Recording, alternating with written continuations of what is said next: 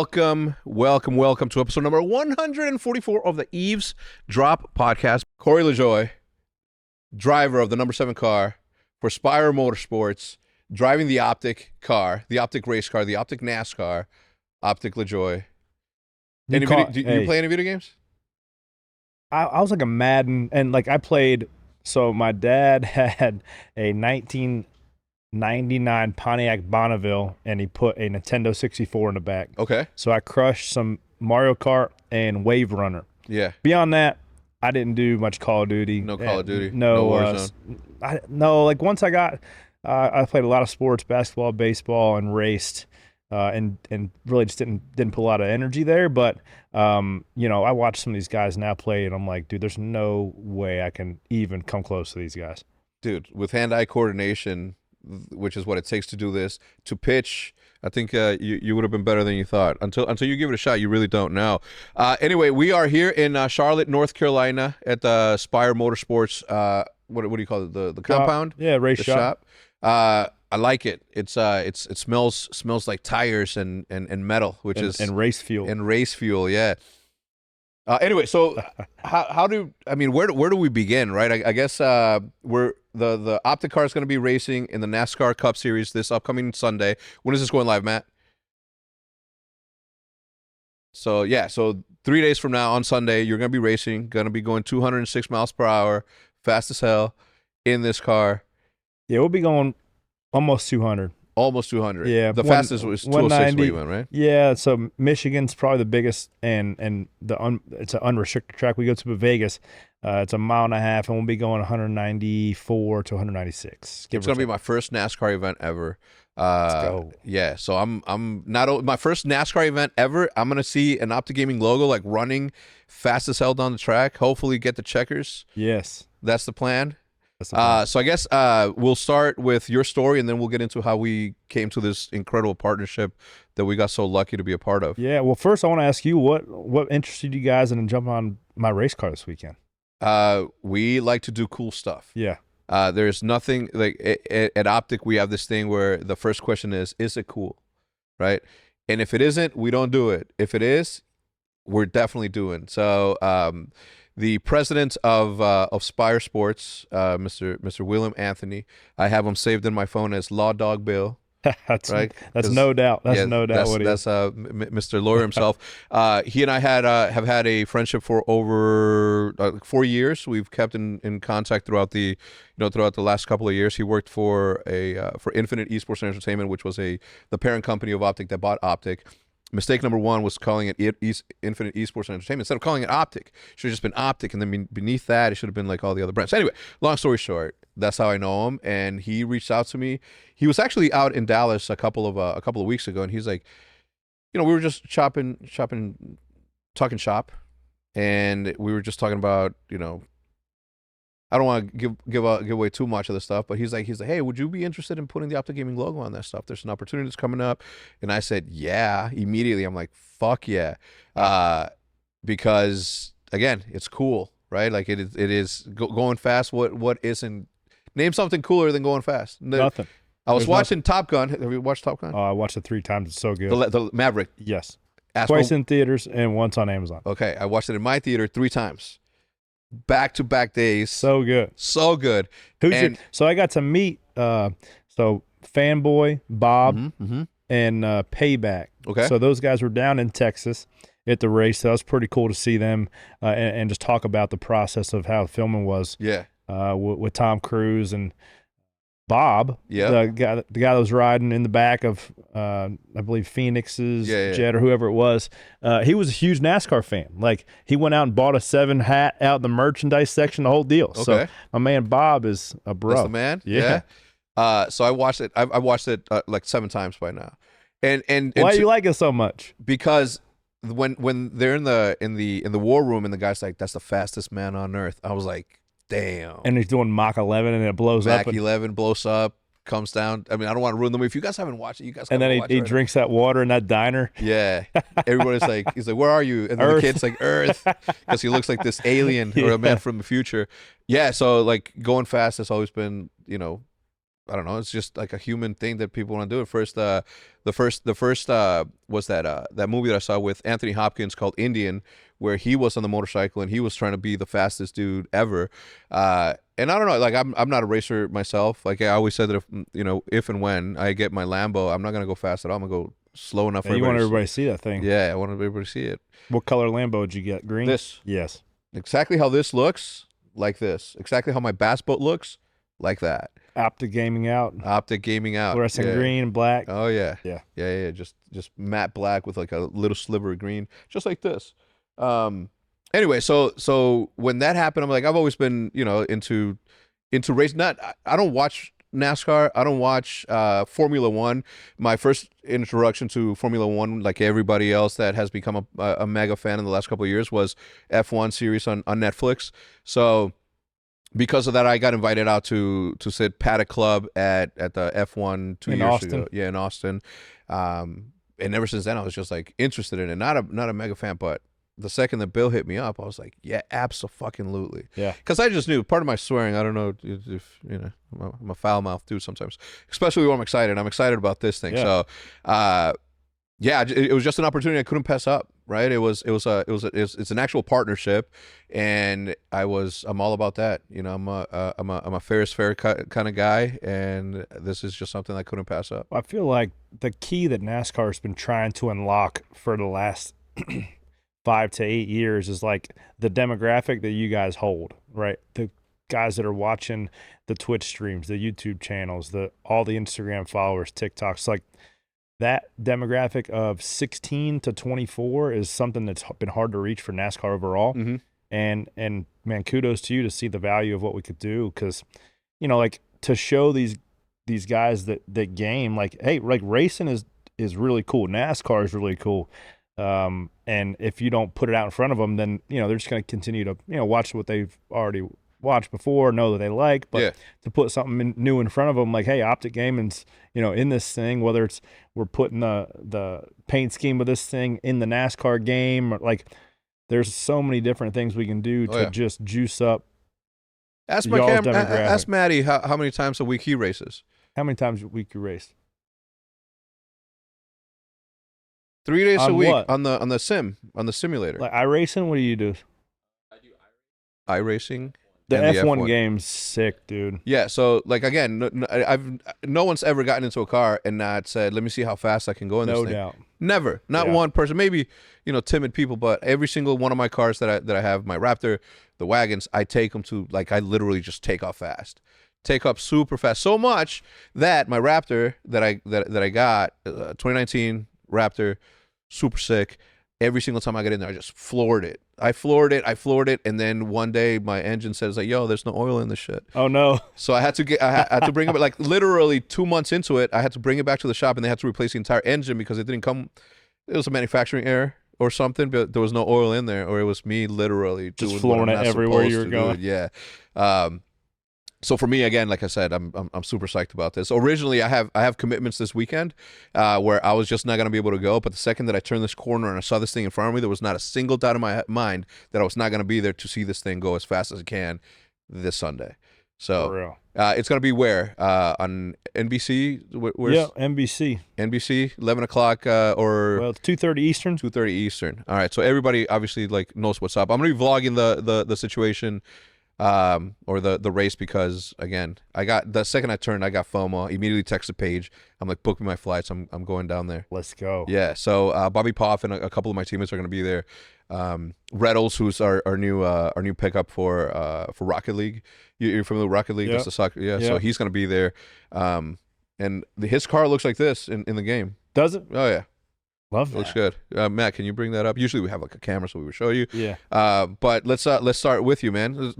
Got the off-white Blazers. Yeah, I've only got 4 or 5 pairs of shoes that my nice ones. Yeah, so I got a couple plugs that I can go reach out to. I mean, you gotta have some nice shoes, man. Amen. You gotta have some nice shoes. Amen. So let's get started with you, man. Obviously, your dad was a famous racer, won twice. Yeah.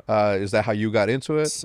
Yeah. So my grandfather raced as well. Okay. So he raced in Connecticut in like the late 60s, early 70s. it just one track. So back in that day, you could make as much money being a one track guy as you could following the NASCAR circuit.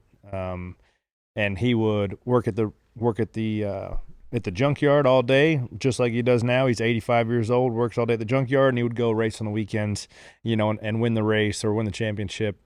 He won like 8 in a row at Danbury Race Arena there in Connecticut, and then Dad started there, moved down south to pursue a NASCAR career, and won what is the Xfinity Series now, which is kind of like AAA. Oh, that thing's sick. Yeah, looking at the Rocket League. Yeah. What would you call that, a buggy? I would call that a buggy. Yeah, it's a buggy. Yeah, you'd know better. Yeah, those are one of those rally cars, also, right? Yeah. So that thing's badass. Those guys at Rocket League. My brother plays Rocket League a lot. Yeah, but so naturally, my dad won 2 Xfinity Series championships, 96 and 7. So naturally, stuck me a helmet on and stuck me in a go-kart when I was 3 years old, and continued to grind and didn't really lean into it. So I was probably 13 or 14. And started racing full-size cars, and got lucky and caught some breaks, and was out of it for a bit and got some breaks, got back in it, and next thing you know, I've been in the Cup Series for 6 years. Six years. Obviously, following in your father's footsteps is one thing, but finding it within yourself to say, you know what, yeah, my dad did this, but I too am a racer. When did you sort of decide that's what you, because you grew up pitching, right? You say you were a pitcher? I love baseball. I was a lefty. I could throw pretty hard. I didn't know quite where it was going, but it was going pretty fast when I got there. But I had to give that up. I had to pick one or the other, because I didn't really see myself loving baseball enough to play for 182 games a year if I had it to make it. Yeah. Which I probably had just enough to fool myself to do the grind for 3 or 4 years and burn out. But all I would eat, sleep, and breathe was NASCAR, man. Or just, whether it was working in the shop with the guys, whether it was go to the racetrack and hang out, and then the trying to always hone the craft of getting better and push yourself that little bit more. But there was a good story. My dad always set me up with like the crappiest cars. Like, people had this assumption that my dad, since he raced himself and was successful, he would give me the nicest race cars growing up and like the best people working on it. And he knew that if he had that, or if I had that growing up, then I wouldn't have like that grit to, really push or really get the most out of it later on in my career. I don't think he had that much foresight, honestly, but it worked out like it did. But so we finally get to the point where he buys all brand new parts. Okay. I'm 16 years old. I was a senior, or 17 years old. I was a senior in high school. Buys me this brand new chassis, all the parts to put on it. What's the chassis? So turn around behind you. So that's the center section. Got it. Then the whole, just the skeleton. I knew what it was. So it was just the bones. for them. Yeah, that's right. So the chassis is what you bolt the components to, pull the body to. But that's like the bones of the car is the chassis. Buys brand new chassis, all the parts. Me and my buddy from high school, Steve-O, we would work at my dad's seat company. Not the the seats. Steve-O. Not the Steve-O, Okay. another Steve-O. Yeah, Justice Wild? No. Okay. No, he's quite a bit tamer than that Steve-O. Him and I worked we would go to school, we'd come back, we'd weld some seats up for my dad's seat company, and then we'd work on a late model till 12, 1 o'clock at night. We built that car over the off season, November, December, January, and I'm talking every bolt was right, grind down. It was light. It was one of the nicest cars you can build. We go to Rockingham, which is in North Carolina. It's a mile track, banked, real bumpy, old, abrasive. And that was where the first race of the season was. So we go to test it and make a run, 4 or 5 laps. It was pretty good. I wasn't really driving very hard. Pulling the pits, make sure we didn't have any leaks. Go back out. All right, I'm going to see what this old girl's got. Go into turn 1. The left rear hub breaks and the wheel comes off. Boom, left side. Totals it. We had to borrow the rollback from the racetrack to get the car home. It was that wreck. Oh, man. So on the way back, Dad's like, man, that's it. Like, I'm not, figure out something else to do. Because, he probably spent 60, 70 grand on all the parts of that car, and now it's sitting on the rollback, and we're riding the rollback back from the track. About a day or two later, another guy that was there to test calls my dad up. Hey, man, is your kid okay? That's a big lick. And yeah, he's already dejected because, that was his first new car and last car he will ever race. He goes, I've got the sister car that guy built all in a million pieces if he wants to, get it ready to go race. And the race was, mind you, 3 weeks away, where it took me and my buddy 3 months to build this first one. Yeah. Right? So my dad tells me about it, and he goes, go up there to Eddie Sharp's shop and see if, see what that thing looks like. I get there, and I'm like, dude, there's no way you can get that thing done in time. Yeah. Well, so I drive back from the shop. I get there, and Dad's sitting on the couch. I walk in the side door, and he's sitting there flipping through channels. And he's like, well, what'd Eddie say? And I was like, it's impossible to get that car done. Like, there's no way. Doesn't even look at me. He goes, well, you want to fucking race or not? Mm-hmm. And like, he knew just a button to press, right? So I went to bed that night, and I was going half day. I had enough credits to graduate early, and I would wake up in the morning, go to school, leave at noon, drive up about an hour one way, work on the car. We got some friends, and we made it work. We built this car in 3 weeks. We ended up going. What took 3 months originally, you did it in 3 weeks. 3 weeks. Now, while going to school. I had more while going to school. Now I slept at the shop, slept on the couch. Like, we were making it work all day over the weekend. And it was all hands on deck. He had an ARCA team going, so he had 4 or 5 guys that would pitch in and help, right? So it wasn't like me, only one building it. Yeah. We qualified third. We ended up winning the race.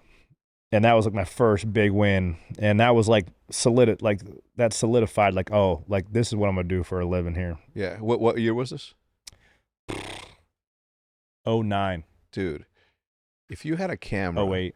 If you recorded every single one of those days. Dude, I don't even want to talk about all the stuff I missed for YouTube. Yeah. Because what I really missed the boat was in that time as well, there was about 4 or 5 of my real good buddies. One of them does the podcast with me, Ryan. Another one spots for Ross Chastain, my little brother. We were between 14 and 18 years old. That was kind of our friend group. And we all had go-karts, and we had a paved asphalt go-kart track out behind our shop, and we'd race every Wednesday night. And we were selling armbands. We'd have 400 or 500 people show up once a week for like during the summer. We missed the boat there. There's some YouTube clips out there of doing it, but if we'd have filmed just like the dicking around, spraying each other with fire extinguishers when they're working, like we missed the boat there. I needed a Hector when I was 18 years old, bro. I mean, I think we all needed a Hector at some point.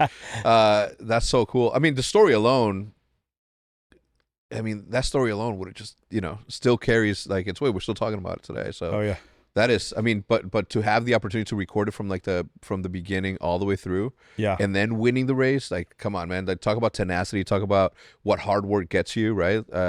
And that's what the grit and the grind is all about. Like OpTic, in its early days, one of our most popular T-shirt was "The Grind is Real," and it was because my players, Nate Shot, Scump, Big Timer, Merck, and whoever else was there was like working on a consistent basis, like 12 to 14-hour days, while other competitors, their teammate or the opponents, they would get up in the morning, they will do their 8 hours of practice in Call of Duty or whatever, and then after that, they would just go to bed, and it's time to chill. My guys would do that all in front of the camera and then work an additional 8 hours to do that. So the grind was real back then to get to where we're at. Now Nate Shot has a $500 million company. OpTic is doing great. It's one of those things that shows, right? Like it shows that, if you put your mind and heart into it and effort, you can get places, right? Dude, that sweat equity, man, you don't think that it pays off, but you look back 10 years from now, see how far you came. You're like, oh, like it was worth it not getting paid. It was worth it staying up till 1, 2 o'clock in the morning. So man, it's the grind, no matter what field you're in, that's as real as it gets. Yeah. It's everyone has the same 24 hours, and we're going to have to do what we do. Currently in the shop, working shop, it's what's today? It's a Tuesday, 10/21. So you're going to, if you see or hear stuff in the back, it's what's beautiful about this podcast. Like, it's so real. Yeah, a little bit gritty. You have a you have a podcast yourself, Stacking Pennies. Yeah, it's on NASCAR.com. So we record that. I'm doing that today. We usually have the winners of any given week on. We'll talk about breakdown races, and it's a pretty unique spot to be as an active competitor, but also like recap the race, try to do it unbiased. But I really enjoy it. It's been able to It's me like watching film, right? Yeah, you learn from it for sure, and it allows me to like see the sport from a different angle too, as opposed to just having the blinders on what I see. I got to kind of see the whole picture of the race and then try to explain that to the listeners. But it's getting some pretty good traction. Is there anyone in NASCAR that has like a daily vlog or a sort of? I mean, obviously you have your podcast, Stacking Pennies. Can you? What's the meaning behind the? Oh yeah, I mean, I know about the. What have you ever seen the movie Driven with Sylvester Stallone? Yeah, where he picks up the quarters. Where he no, it's got nothing to do with that. Worst acting movie ever, and I watched it like four times because it's literally the worst acted movie in the history of film. And I love Sylvester Stallone. And the CGI in that movie is terrible too. Oh, I don't even remember. All I remember is like the worst acting scene in the history of acting, and it's the young driver poolside with old dude's wife. Yeah, with his opponent's wife who's swimming. Like, watch that. If you want to see how not to act, go watch that. Anyway, continue. So it has nothing to do with that. It doesn't. So Stacking Pennies actually has a pretty good meaning. It doesn't have anything to do with coins. So when I first got into the Cup Series, I got in with the worst team in the garage. Okay. 35th out of 36 cars. And they had 2 cars, so one was 36, one was 35th, right? But that was my only opportunity. I was a squeaky wheel. I called up Ron Devine was the owner every day. Please let me drive your car. I had no credentials, no reason to drive his car. There was probably 30 guys more qualified than I was, but I was like, please, like just wearing them out. Mm-hmm. So we get in there. We end up doing a deal. We qualified for the Daytona 500, and what was supposed to be just one race, the Daytona 500, turned into like 33 the first year just because we kept it moving. But about 6 or 7 races in, I found myself hating to go to the racetrack. Like, I worked 25 years in my entire life to get to be a NASCAR driver and hated it. Just because you show up and you know you're going to get your, excuse my French, your dick kicked in, right? Like, on a good day, you run 30th. Parts fall off. Got it. So cars don't drive more good. Mechanical. Very, very mechanical heavy in terms of how competitive and successful you are. And that was new to me. Man, I was in ESPN magazine. I had like hundreds of trophies on the shelf. Like, I was one of the guys when I was 16, 17 years old. And you go from that to you get to Sunday and like, oh, like I am a bum here, you know? And I was legitimately probably depressed and just hate. Like, I didn't want to show up to the racetrack. I was embarrassed just because I knew what I was capable of. But then at that point in time, I'd go in, I'm like, do I even know what the hell I'm doing anymore? Just because I ran that bad. So I started meeting with a sports psychologist. Yeah, because you start believing that, right? You start believing if you come in 30th a bunch of times, you're 30th, and your brain will not let you get away from the fact that facts are facts. On paper, I am 30th. That number next to your name don't lie. I mean, it is what it is. Now, you can believe that, or you can also look back and be like, all right, like on any given day, I could get the job done. But if you never see that, like, it's easy to think, I don't know if I can do it anymore. So I started meeting with a sports psychologist. She works for the Bills now, Desiree. She single-handedly changed the trajectory of my career, where after about 3, she knew nothing about NASCAR, never worked with anybody. And she didn't realize how mechanical driven it was, right? Like, you really and truly are like dependent on how much downforce your car makes, how good your setup is, how your dampers are built. There's like thousands of adjustments that make your car better or worse compared to others. But she's like, man, she kept hearing me talking. It's like, all right, well, you're not getting any like external validation for what you're doing, right? But you're also, there's things like, what are some things you can work on that doesn't matter how fast your car is? Right off the bat, having a positive attitude over the course of the weekend, not saying any cuss words on the radio, pit road speed. There's lights you can do, so there's no speedometer in the car. It's only RPM, right? So it's calibrated. There's a bar of lights, and you can take that 4 or 5 minutes off and be slow. Your fingers, stick it out the window. You can take a drink, but if you really want to maximize speed, you can keep that bar and press it, and you can run 44.9 miles an hour, and you give 45, but you can't go over it, right? But some guys go 42, and they don't really care. So we set some goals like, all right, we want to be in the top 15 on pit road rolling speed overall the day. They rank all that stuff. Positive restart retention. So not get passed on a restart for the first lap. There we had like 5 or 6 things that was like tangible goals for me to be excited to keep coming back to the racetrack. And because they are insignificant to the guys that are winning races, we called them pennies.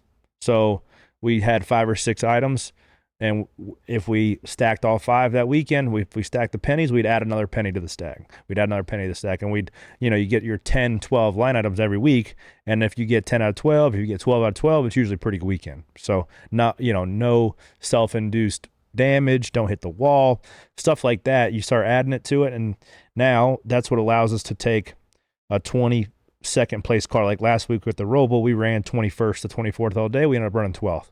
We made good decisions. We didn't have any damage, and then we put tires on at the end, and we go capitalize. So we finished in the top 15, 3 out of the last 4 races. Been on a pretty good run here, and it's all from stacking pennies.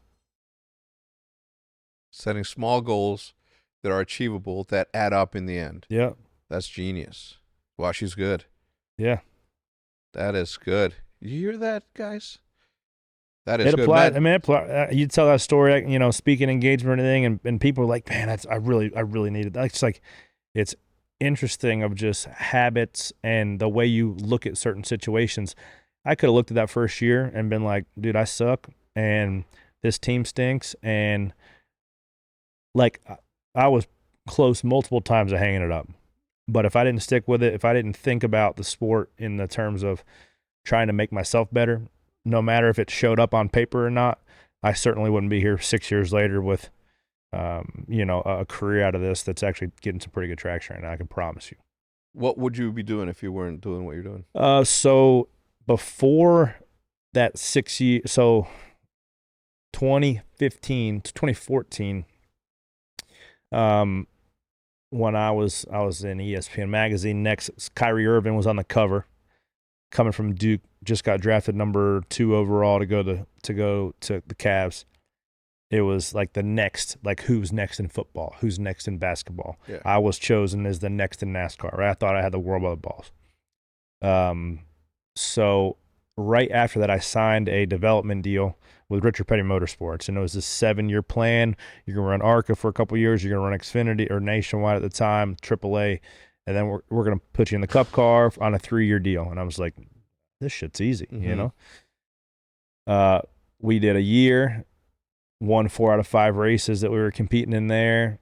The next year, they had an Xfinity car. They didn't have sponsorship sold for me to go in it, so they had to take another driver sponsorship and put me in it and essentially put me on ice for a year. And then after that, it essentially the deal dissolved because there wasn't another seat available because that guy came back again, and it had been 2 years on ice with zero driving opportunities.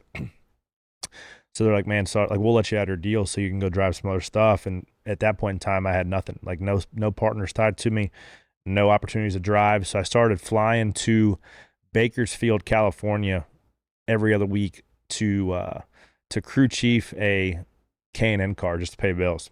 I would take 1 or 2 guys with me to help crew it for David Mayhew.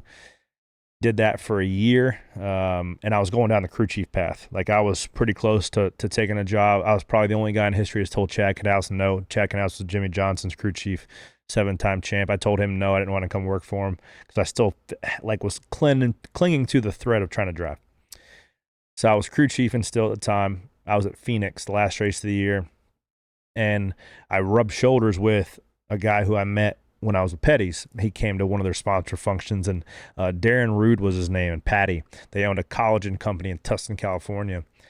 And he's like, man, what do you do? Like, point to the headset, like, what are you doing? You're supposed to be in the car. I'm like, dude, I haven't driven anything in a year and a half.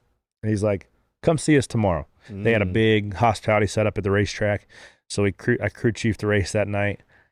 Get there the next morning. I was supposed to fly out. I changed my flight. Went up to their hospitality, and Darren and Patty, they're like, man, we followed you on social media. You're a Christian guy. Your values align with ours as a company. We want to help you get back on the race car. And they're like, hey, we got this chunk of money here set aside for a marketing budget if you wanted to get back in the car. I'm like, absolutely. So I took that money to an Xfinity team, like a middle tier Xfinity team, because that guy was essentially going to match. So I brought him 7 races worth of sponsorship. He matched it with his own construction company for another 7. Mm-hmm. So I needed the seat time just to kind of get my feet Yeah. back underneath of me. So that started the snowball back, started the conversations going, had a couple good runs, and then I got in that cup car the following year and kept it moving. That is insane. Taking chances, man. Yeah. So that coming that close where you sit today, coming that close to not following the path of clinging onto, if you would have said yes, like, how do you think that would have done, like, inside of you, right? Because that's not something that ever, the competition level inside of you never goes away. Yeah. Right. And you can scratch that itch by managing a team or, doing what you were going to do, but nothing will really satisfy that like you actually being in there. No doubt. Feeling that. No doubt. Yeah. Yeah. I'd certainly, that's what my wife talked, like my wife talked me back into not giving it up 3 or 4 times. Mm-hmm. There was times that I was like, you know what, this, like, I'm tired of trying to sell sponsorship. I'm tired of driving shit boxes. I'm tired of just getting shit on social media because you're not in something that can go win, right? Like all that stuff added. She's like, no, like you would regret it if you give it up. Like you have this window to get back in. You've had people that believe in you and invested in you, like for them, maybe not even for yourself, for them, you're not giving it up. So I didn't give it up, and one thing led to another, and that's one thing. I just kept showing up, kept showing up. Aside from this, right? Aside from cars, is there, well, like, what are your side hobbies? Do you have any? Oh, I love building stuff. So my dad has an aluminum fabrication shop. So I grew up building stuff, trophies or furniture, just like you name it. I built some wild stuff.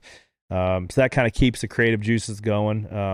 I've got a TRX that would smoke your Raptor outside. So I bang around with that a little bit. You're a better driver though.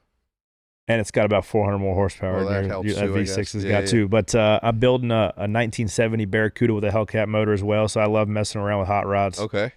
That's been a project. But that was a little more than I wanted to chew. So building stuff. You mentioned your grandfather still to this day works at a junkyard. Well, he only works half days, 6 to 6. Yeah. He says. Jesus. that's I like that, Matt. Can you write that down? I'm gonna steal that. Yeah. As what are you doing? What is that? What is a day at the junkyard? Half a day at the junkyard look like? Yeah. So he's slowed down a little bit lately, but so he's got 4 or 5 yards up there. The home base yard is in Norwalk, Connecticut. It's certainly not a junkyard. It's a metal processing and recycling plant now. They've definitely cleaned it up, and they strip copper wire, and they take cars and crush them and take the cats and all, and like they shred them and all that. So it's pretty interesting to go up there and see. I only get up there probably 3 or 4 times a year, unfortunately.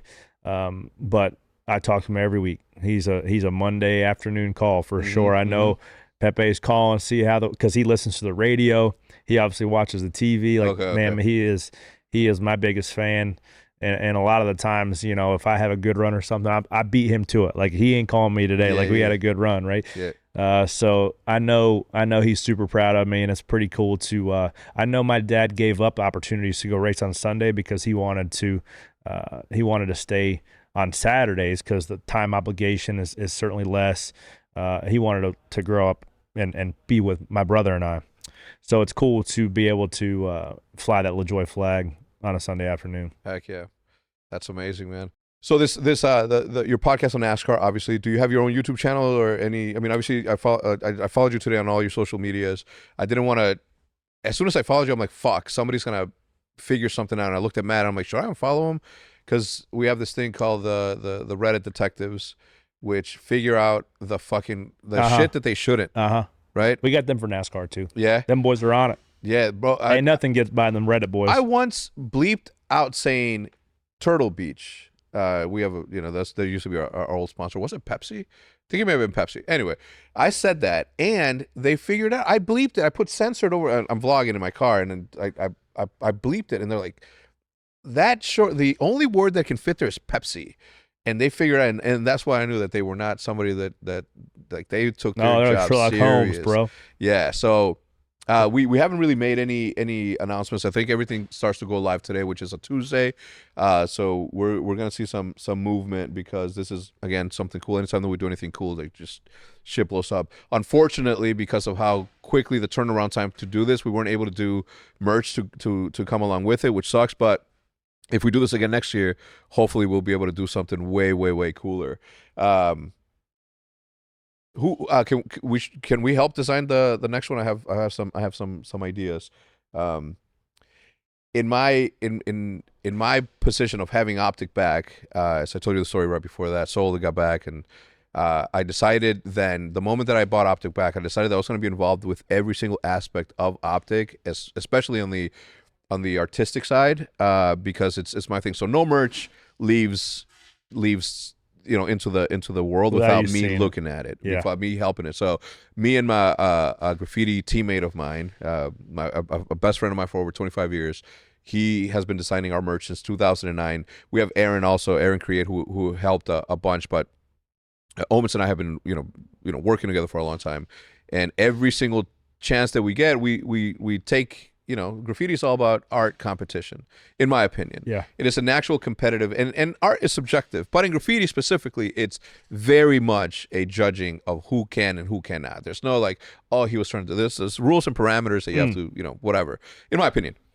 So we take every single piece of art, or every look that we create has to look through something. Aaron has designed every single one of our digital assets, and for all of our gear design for the soldiers, anything for Halo, like Aaron has done that. So like I think that our team, you saw the thing that we did for that. So I think this is really good. Don't I'm not saying anything, but I next year I just want to have something in mind. If we do it again next year, Bill, can we do it again? We're doing it again next year. We're doing it again next year. Bill's right there. He said yeah. Cool. Obviously, so this is how many races? So 38? 36, and then 2 exhibition races. So yeah, 36, and this is which race? There's 5 to go. Vegas, Homestead, Martinsville, Phoenix. 4 to go. 4 to go.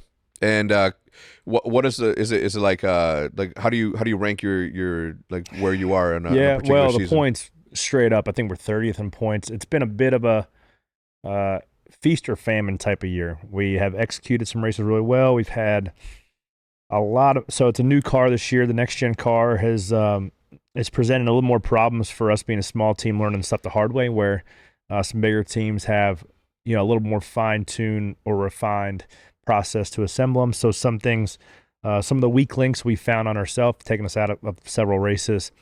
But if we get rid of some of those, then we are, I feel like we're a 23rd to 25th place team, which is overachieving for some of the guys we're racing against. But we about won Atlanta in July. We were passed for a lead in the last lap, got caught up in a crash.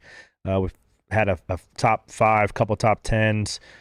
So we're either eating good or not eating at all, and we had some issues. But I feel like over the last 2 months has been a really good progression, and we're building a notebook on this new car, and guys in the shop morale's pretty high, so we just got to keep building this thing. It's my second year here at Spire, coming back for a third, so we're gonna keep making it bigger and better, buddy. I'm gonna tell you something. This logo right here brings a lot of luck and speed, because we have, even in our worst year, to give you an example, it was 2014. We were playing the game called Black Ops 2, and we won the first event, and then we didn't win shit at all.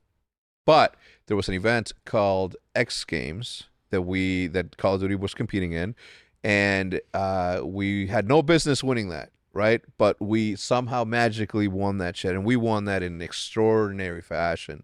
So, like, everything that has ever been cool, the first $1 million tournament that ever existed, we had no business winning that. It wasn't even our team. It was a pickup team. We won that. So every time that there's something cool out there, this logo just magically makes something happen. Hey, we'll see if that trend continues Sunday. Yeah, I'm excited. I think I caught you off as you were about you're into building. You were saying that you like to build. Yeah. I interrupted you as you. I love mountain biking. Oh, okay. I love it. There's a lot of great trails around here in Charlotte, and hanging out with my kids, man. I got a 2.5-year-old and a 4-month-old right now. It definitely takes away Boys, girls, 2 boys, Levi and Jensen. cool names. It definitely eats like I have to really work hard to peel away a couple hours if I'm not working, right? So, love hanging out with those guys. Seeing Levi particularly starting to like talk and formulate sentences is a lot of fun. And he's picking up a baseball and throwing it, and so yeah, being a dad is probably my number one hobby. Man, I've been saying a lot of the media stuff lately. It's kind of been my work with the podcast, and I do Sirius XM radio. I fill in for a lot of shows, and then the racing stuff is back to being a hobby, which I really like because I can kind of come in there and really enjoy it. Yeah. Yeah, I think one of the things that I've been the best at is turning everything that I'm interested in, and not turning it into a business, but being involved with it in a business perspective. And it's easier when you're a YouTuber because you can truly just record everything that you do and sort of share and monetize. So all of my fishing stuff, like I was lucky enough to be friends with Rob Turkla, who's a vet. Decorated sniper. Sniping to me has always been like an affinity to me. So we had a lot in common. Him and I saw the tattoo on your hand. Yeah. So this was it was something that happened on a. Is that like a 300 Win Mag? No, it's a M40. Okay. M40A. I was the best to ever operate this thing in the game of Call of Duty. Yeah. Remember what I said earlier? Yeah. I was like, I told him, like, I was never meant to be a Call of Duty professional player, no matter what I say. Unless they put you on a roof with sniping somebody. No, that's the thing. I was an aggressive sniper. I was like, just in your face, quick scoping the shit out of it. Long story. I don't know those terminology. The terminology, quick scoping. Don't worry about it. Yeah, it's a broken mechanic that happens, but it requires accuracy and being fucking awesome. Yeah, which is why I was sounds the best like at it. Where were we going with that thread? Actually, you know, I want to ask you. You say that this is Bill was telling me that this is a smaller outfit that you guys have here. Yeah. And for the longest time, OpTic was sort of exactly that. We were like the most understaffed team in the history of esports. I operated it I was the only employee for OpTic for over a decade. It wasn't until we sold to the owners of the Texas Rangers that we had this like massive infrastructure. We went from 1 employee to like 90 right away, right? But for those years, you can argue that I kicked the shit out of everybody that had like massive staffs. They had marketing departments and merch departments and all this stuff. And that was all you. And well, no, I mean, obviously we had like an incredible, like not only fan base, but the players. They all pitched in. Everybody sort of pitched in. But when it came down to the corporate side, it was just like it was a one-man show. My wife and I say a one-man show, but my wife literally kept like all the finances afloat. And did she do a good job? Who knows? Right, nobody knows to this day, right. But she did. She held it down. So I would say 2 employees, my wife and myself, and everything else was like external. All our sales teams and all that stuff was external. But I was like the number one sales guy, right? Like I was the one that went to every single sales meeting and that. So there's something to be said about accomplishing, to being better than not just the worst, but being middle of the pack, which we were for a long time as a small organization, because every single win and getting to where we got like just meant that much more, because it was all about what you and I talked about earlier, right? Like hard work and extra effort. What is like the biggest organization in NASCAR? Like who's the biggest team? Yeah, so there's a really good TV show out right now. It's like a follow doc. They followed us. They followed a couple of the bigger teams. What's the name? It's on USA. It's called Race for the Championship. Race for the Championship. So I believe that there are 6. I think there's 6 episodes in. It's on Thursdays at 10 p.m. and then it re-airs after the races. Where can is that available digitally? It'll be on Peacock. Peacock? Yeah, on their NBC's app. So man, it really gives a peek behind the curtain of Hendrick Motorsports, where they were the championship team last year with Kyle Larson. They got four teams. That's where we get our engines from. So they have an engine shop. I mean, they have everything you could possibly imagine for a race team. Probably have they got over 400 employees. We've got 32 here. Oh my God! Yeah, so it's a bit different. Yeah. But now with this next gen car, everybody's got the same parts and pieces. Just how you assemble them and that setup is super super important. But the preparation with just the masses that those guys have and every fine tune and detail on those cars are dialed in. That's where the longevity of the season really makes it tougher for a small team. But Hendrick, those are the big dog. I mean, those are the Yankees, right? And then there are 3 or 4 other teams: Penske, Joe Gibbs, Stuart Haas. I mean, there's 20 cars that are involved in what you would consider a super team, like 4-car team, manufacturer supported with Ford, Chevy, or Toyota. And it makes it tough. I mean, we're kind of a privateer team. We don't get a whole lot of support from outside. So it's me and Ryan Sparks, my crew chief, literally just sitting there trying to figure out the best setup and adjust from previous races and trying to continue to get better. Yeah, that's part of the fun, though, right? In your opinion, it's part of the fun when you can see it pay off, right? Yeah. But when you see every 3-4 weeks when you miss it, pennies. when you're stacking pennies, and we've been stacking several pennies lately. But in the grind, when you miss the setup 4 or 5 weeks in a row, or something falls off that it shouldn't, because we're just leaning on help or a department that's not quite dialed in yet. That's what makes it frustrating. But when you can get up there and beat a lot of the guys any given day, that's when it's fun. Yeah. So I was getting the tour of the shop. I was introduced to this machine back here. Yeah. Which is the Hawkeye. The Hawkeye, which is essentially just a bunch of lasers that measure like everything about the car, right? The body dimensions and the suspension location, right? So that you have wheelbase, caster, camber, tread width, how far apart the tires are, and there are super tight tolerances for that. I mean, you're talking 20 thousandths of an inch on camber degrees, on toe, and then also there's 200 thousandths, which is a little bit less than a quarter of an inch dimensions parameters in the body. So every part on the car has to be within that tolerance. And, and what I was told is that if you show up on race day and NASCAR does their measurements and you're off by whatever, you have to get in the back of the line, and while you're in the back of the line, you have to readjust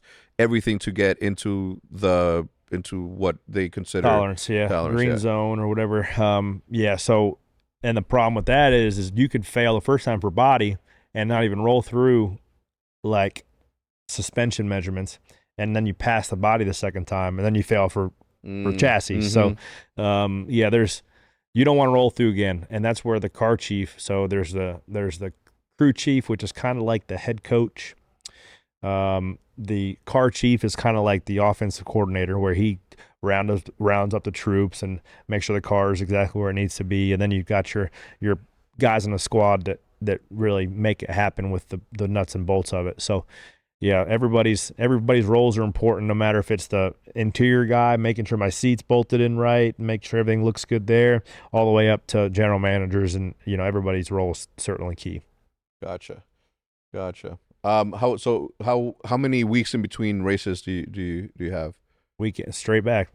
Sunday. That's what I was asking about. You going to WWE, was it, or Raw? Yeah, Raw. Monday. Yeah, Monday Night Raw to bang up against the ropes, man. No. Dude, my back is sore. I cracked that thing. Still right now? Knocked the wind out of me. Oh yeah, dude. Those ropes are those guys bounce off them like freaking bungee cords, but those things are rope, like tight.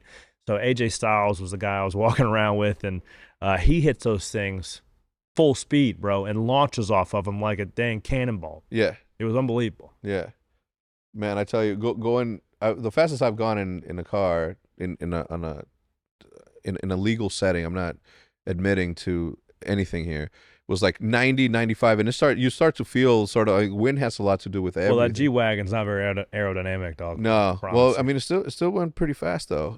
So I can't imagine what 2 times that feels like. And a viral clip just went out, or just got out of somebody spectating with their phone as the NASCAR vehicles were going by, and it was literal zooming. Oh yeah, like you don't really grasp the speed that you guys are going until you are literally there, standing next to it. Yeah. Oh yeah. And they were like, I mean, as close as you could possibly get to it. Yeah. There's a good video. It's on Dustin Albino's Twitter page. He's in Michigan, the fastest track on the circuit. We're probably going 230 3 or 4 at the point where he was standing because he's right up against the fence. Yeah. And, I mean, they're moving air, and they're like a blur coming by. Yeah, let me ask you, because they're in a pack, right? You got, like, what is the distance from one vehicle to the next when you're going at that, like, 0 sometimes. that close? And Oh yeah, man, the level of composure that you have to have. Like, sometimes I'm going 70 down the Dallas toll, and then there's like a wall right there, and I'm just like, man, I'm gonna, this is just way too fast. So I can only imagine going 200 with, like, surrounded by people that are going just as fast as you. At that moment, I guess relativity sets in, and since you're going as fast as they are, then, like, it makes it a little more manageable. Right. And also the guys you're racing with are professionals too, right? So, like, they don't want to crash because it's detrimental to their race and day and pay. Yeah. So you don't want to make a mistake. One, because it costs a lot of money. One, because you don't get paid as good, right? And you want to have a good day. But I mean, there's tracks that we're going to, like next week we go to Homestead, Miami, where the track's super abrasive and worn out, and you can actually drive, like, the closer you get to the wall, it'll make like an air buffer, and it'll actually add grip to the car and adds downforce. Okay. And the closer you get within an inch, I mean, you can go 185 miles an hour packing air up against the wall, where if you're down 2 feet off the wall, then you don't have near as much grip on your car. So you try to get in there and pack the bubble. That's why Homestead's one of the driver's favorites, because it takes so much focus all day. But yeah, like, once you get used to it, man, you just another day in the office. I can't imagine, man. I literally cannot imagine. I always wondered when I saw these cars going that fast, and all, like, literally somebody sneezes, right? Like, it's, I mean, what's have you ever been in a wreck? If you don't, I mean, I don't know if that's a thing. Plenty of crashes. Yeah. Oh yeah. What's the worst one? If you 2 weeks ago, our steering column may or may not have fell off. At Talladega, going about 190, hit the wall. It was about 40 G's. What do you do in a situation like that? Like, as a driver, what is, like, your take your hands off the wheel, put your, like, hold the belts like this, and put your head up against the headrest, and just take it like a man. Love that. There's really not a lot of options. Yeah, and then is that really protocol? Like, that's what? Yeah. So you don't want to hold on the wheel, because it'll snap the steering wheel itself. Once the right front tire hits, it'll snap the wheel, and you can break a wrist. Yeah. So you just hold on, and you hold on the belts. Say, please help me, little dear baby Jesus. Yeah. How many like does that, like do you relive those? Nah. I got into a car crash once. It was 1998. I was coming out of the house. I saw some emo kid. This was 1996, so for me that was, like, it was weird back then, right? So he's holding a flower too, which made it even weirder, right? Like, this is dude dressed in all black. He's got his hair down and shit. And this was, like, early like Nirvana. I mean, I don't know if that's what it is, but Green Day dude, just sitting there, and I'm driving, and I'm staring at this, and I'm like, that's the weirdest thing I've seen. And I hit this Honda Civic with my 1997 Ford Explorer, turned this Honda Civic into a hatchback, and I couldn't, for, like, the next couple of, call it a month or so, any bang or anything, like, gave me a jolt. I had PTSD. Yeah, and I'm like that is insane. So I'm like, mentally, how do you get over it? It's different on the road, though. Like, if you get in a crash on the road, you're not protected like we are in here, right? We got full containment seats. But I'm also not going 200 miles an hour. I'm also not going 200 miles an hour, because man, you get in a fender bender, or you get rear-ended or something like that. Yeah, that stuff hurts. Airbags come off. Like, yeah, that's no. Yeah, bueno. mine didn't. I don't think that airbags existed back in 1996. No, seatbelts. Yeah. And you were lucky if you were wearing one of them. I was not. No, but again, I wasn't going that fast. But I did. It goes to show. Honda Civic. What is that? I do want to see the crash, man. Yeah, that one was pretty big. And then I also, obviously put it in the podcast also. That's you? That's me, yeah. Yeah, it was not fun. Yeah, boosh. Yeah, when your steering comes off, you're more of a passenger than you are a driver at that point in time. And right here, this is you're holding onto your seatbelts? No, I'm trying to drive it, but I was wondering why I didn't drive. Come to find out, the steering wheel wasn't connected. And it also had no brakes, because when you hit the wall, it breaks the brake rotor. So I legitimately was a spectator riding along for the journey. Man. But we try not to have that happen anymore. Yeah. Yeah. Is there? I mean, obviously, aside from the car build, is there, like, how do you train? Like, what is the path to pro in your industry? That's a loaded question. because everybody's hand the card they're dealt when they're growing up's different, right? Like they don't have the connections. Some guys have some family money that they can go to the best teams and get some experience there. And like let's say I have money and I want my daughter to go. I mean, obviously, you know, whatever.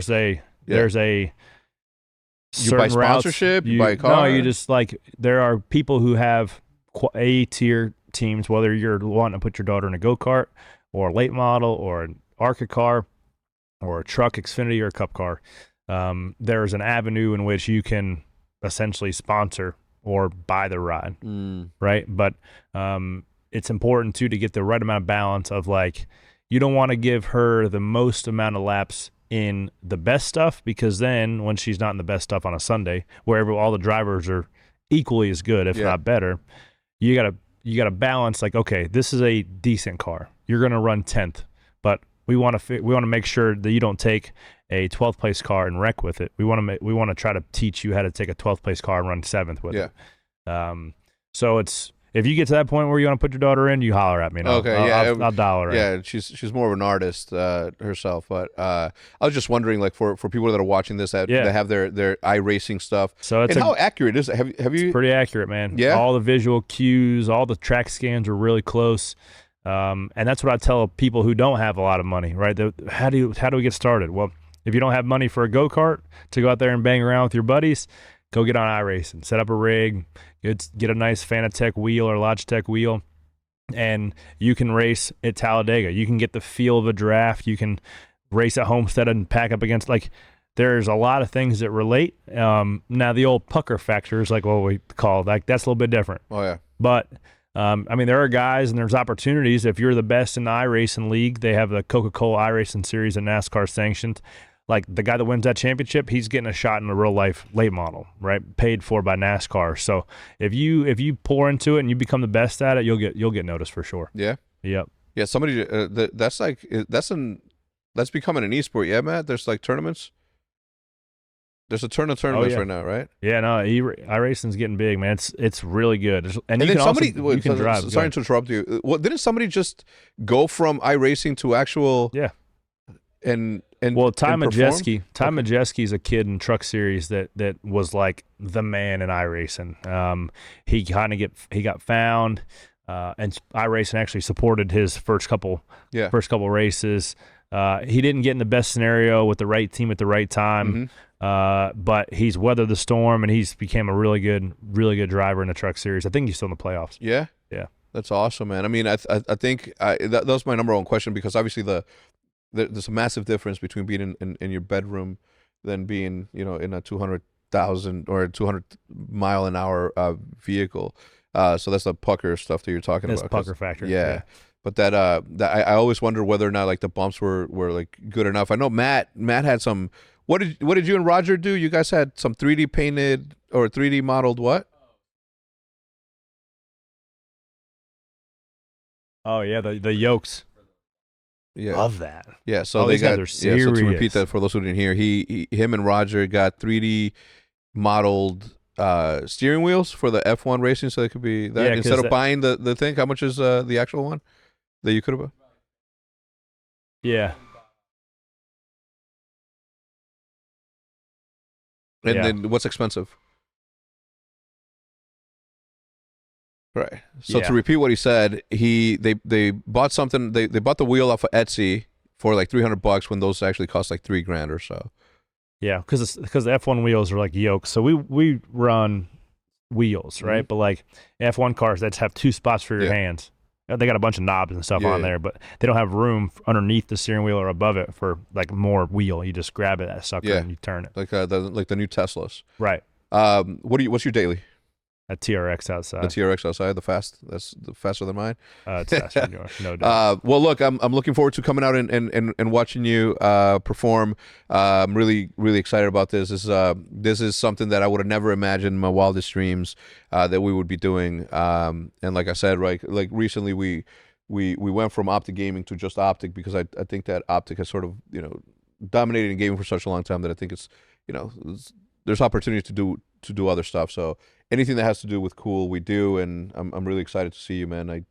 I wasn't planning on going, but now I got to tell the wife. I'm like, hey, you got to go. We have to go. You're coming. Can I get 2 more tickets? Can I bring the family? Cool. We'll see. Hang on. Go to commercial break. I got a gift for you in the truck. Okay, let's do it. All right, what do we have here? All right. My buddy. Johnny Fly. Sunglass company I wear all the time. Been representing them for about 10 years now. And we came out with a special Corey LaJoie run. Oh, stacking pennies. There's 7 pennies in there too. A little touch for you. Thank you. I appreciate that. In case you want to buy a slice of gum somewhere. No, I'm gonna put these on my collectible wall, man. You kidding me?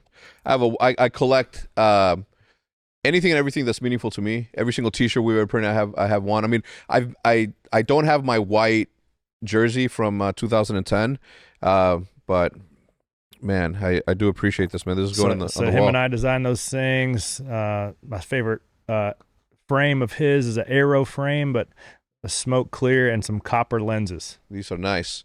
Now, I will disclosure. We are sponsored by Oakley. Oh no, it's all good. They're so cool. They're one of the coolest partnerships we've ever had. So they won't mind at all. All right. Yeah. So thank you very much. Sunglasses are something I truly believe I can change the way you feel about yourself. That's true. You could be having the worst hair day. Nah, not me. No, not us, buddy. Your hair's dialed. Not us. Or you're just not feeling confident. Not us. No. I'm always confident. But something about putting on a great pair of sunglasses that will instill a feeling of confidence. It will make you feel better about yourself, about your day, about whatever you have going on in life. We all need that boost. We all need that boost sometimes. John Freeman. Shout out John Freeman. Thank you for the glasses. Comes in a really cool cork-like case. I have 7 stacked pennies because we're stacking pennies. Oh yeah. I'm gonna make it a point to stack pennies as soon as my foot heals. Working out is just like I'm disciplined in every aspect of my life. When I sold OpTic, I planned everything to the T. Everything in my life has been planned. At 17 years old, I knew that I was only gonna have 1 kid. I knew that I was gonna have my kid at 29. I planned my life perfectly. So, but working out is the only thing that has never it's just not my thing. Yeah. I'm gonna stack pennies though, and I'll tell you how it's going. Let's dial it in. Let's go. The thing is I just love eating, man. Me too. Love it. But yeah, I'm gonna stack pennies. I'm gonna show you how it goes. Johnny Fly, thanks so much. And you, bro, thank you so much. I can't wait to see you out there, man. I'll see you probably Sunday morning. Yeah, sounds good. Or whenever. I don't think that I'll get to see you. Obviously, you'll be in work mode, but I'll be cheering from afar. Me and my buds will be cheering from afar. So all of your information is gonna be listed in the description down below. Make sure to follow him. Let's make an impact. Greenwall represent as he represents on the track. Let's go. It's gonna be a good weekend. Yes, it is. We'll see you guys next time. Goodbye.